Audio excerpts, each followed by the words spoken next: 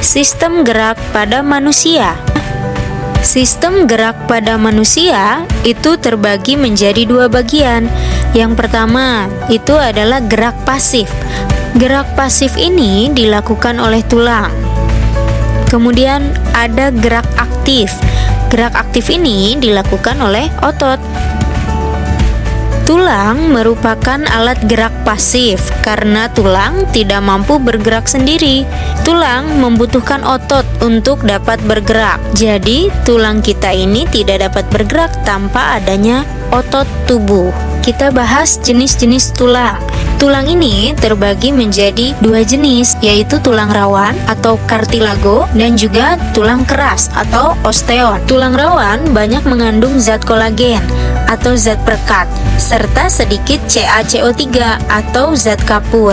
Hal ini menyebabkan tulang rawan bersifat lentur, elastis, dan lunak, sehingga mudah dibengkokkan. Bedanya dengan tulang keras ini banyak mengandung CaCO3 atau zat kapur dan fosfor, serta sedikit kolagen, sehingga tulang menjadi keras, tidak lentur, dan mudah patah. Kumpulan tulang-tulang ini akan membentuk suatu sistem yang disebut dengan sistem rangka. Apa sih fungsi dari rangka?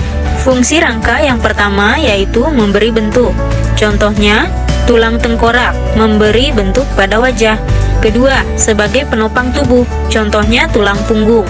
Tiga, melindungi organ dalam. Contohnya, tulang rusuk yang melindungi jantung dan paru-paru. Empat, melindungi otak. Contohnya, tulang tengkorak. 5. Tempat melekatnya otot. 6. Tempat pembuatan sel darah, terutama sel darah merah.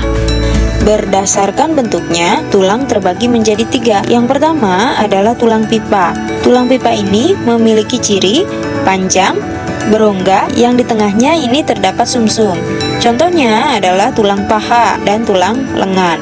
Bentuk tulang yang kedua adalah tulang pipih. Tulang pipih ini memiliki ciri bentuknya pipih seperti lempeng.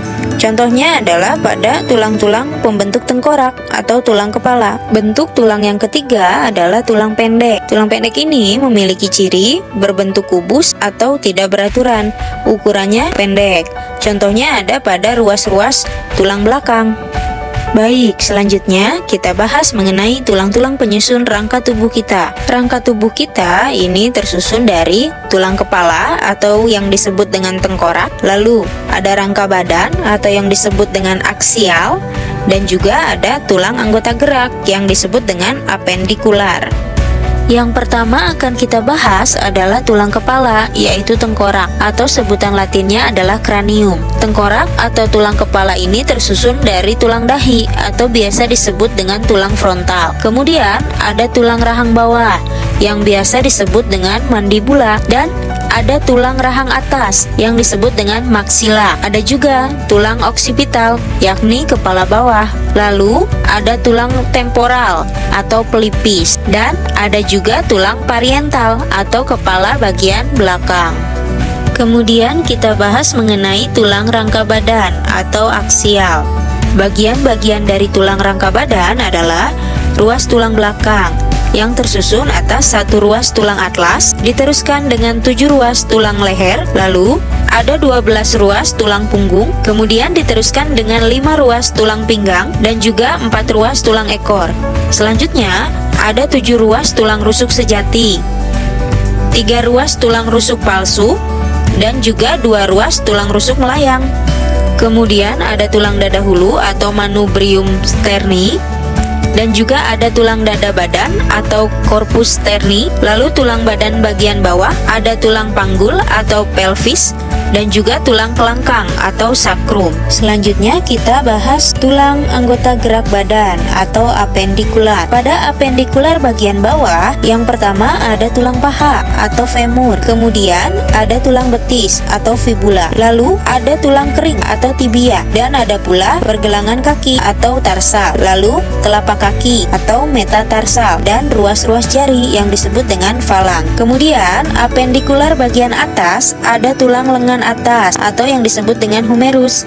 Lalu ada tulang pengumpil atau radius, dan juga ada tulang hasta atau ulna, serta pergelangan tangan, telapak tangan, dan ruas-ruas jari. Baik, sekarang kita bahas mengenai persendian. Sendi atau artikulasi ini adalah hubungan antar tulang. Rongga sendi berisi cairan pelumas yang disebut dengan cairan sinovial. Macam-macam sendi berdasarkan ada tidaknya gerakan ini terbagi menjadi 3, yaitu sendi sinartrosis atau sendi mati, kemudian ada amfiartrosis atau sendi kaku, dan juga ada diartrosis atau sendi gerak. Sendi sinartrosis ini biasanya disebut sebagai sendi mati. Tipe persendian ini tidak dapat digerakkan. Contohnya, sendi pada tulang tengkorak kepala. Kemudian, sendi amfiartrosis biasa disebut sebagai sendi kaku. Tipe persendian ini dapat digerakkan akan tetapi pergerakannya terbatas. Contohnya, yang pertama sendi antara ruas-ruas tulang belakang, kemudian sendi pada pergelangan tangan, dan juga sendi pada pergelangan kaki. Lalu, ada sendi diartrosis. Sendi ini biasa disebut sebagai sendi gerak. Tipe persendiannya ini dapat digerakkan dengan bebas. Contohnya, pada sendi antara lengan atas dengan gelang bahu. Contoh berikutnya, sendi antara paha dan gelang pinggul. Berdasarkan bentuknya, persendian yang memungkinkan terjadinya gerakan terbagi menjadi 5, yaitu sendi peluru. Sendi peluru memungkinkan gerakan bebas hampir ke segala arah. Contoh, sendi antara lengan atas dan bahu. Kemudian, ada sendi engsel.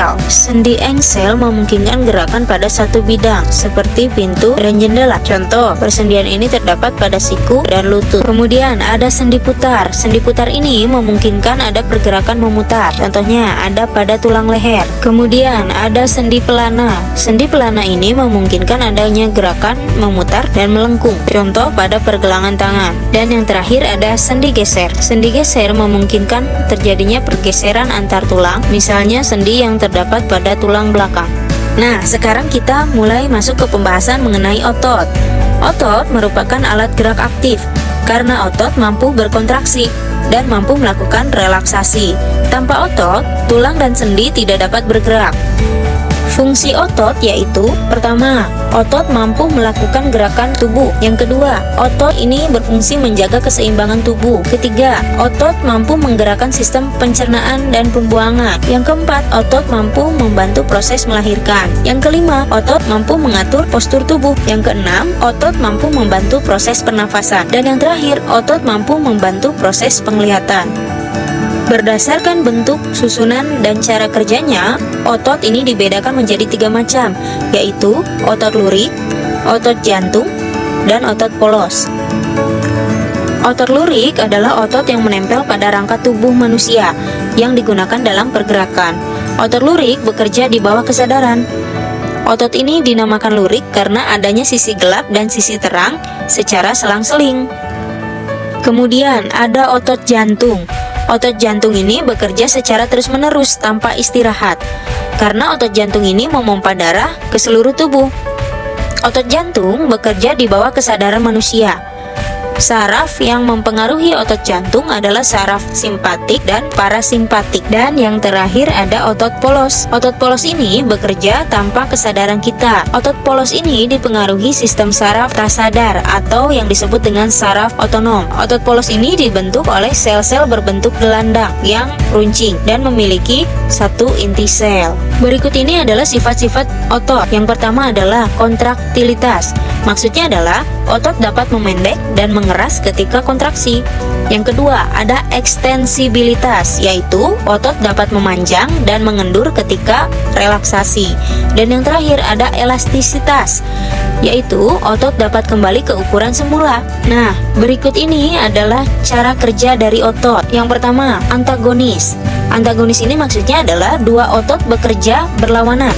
Jika otot yang satu berkontraksi, maka otot yang lainnya akan berelaksasi. Contohnya terjadi pada otot bisep dengan otot tricep, seperti di gambar berikut ini. Kemudian ada sinergi. Maksud dari sinergi ini adalah dua otot bekerja sama secara searah, yaitu sama-sama berkontraksi dan sama-sama berelaksasi. Contohnya, otot bisep dengan otot tulang lengan bawah, seperti gambar berikut. Itu dia penjelasan dari Ibu di pertemuan hari ini. Mudah-mudahan apa yang Ibu sampaikan mengenai sistem gerak pada manusia bisa kalian pahami. Terima kasih atas perhatian kalian. Mudah-mudahan apa yang Ibu sampaikan bisa bermanfaat. Mohon maaf atas segala kekurangan. Sampai jumpa di pertemuan berikutnya. Wassalamualaikum warahmatullahi wabarakatuh.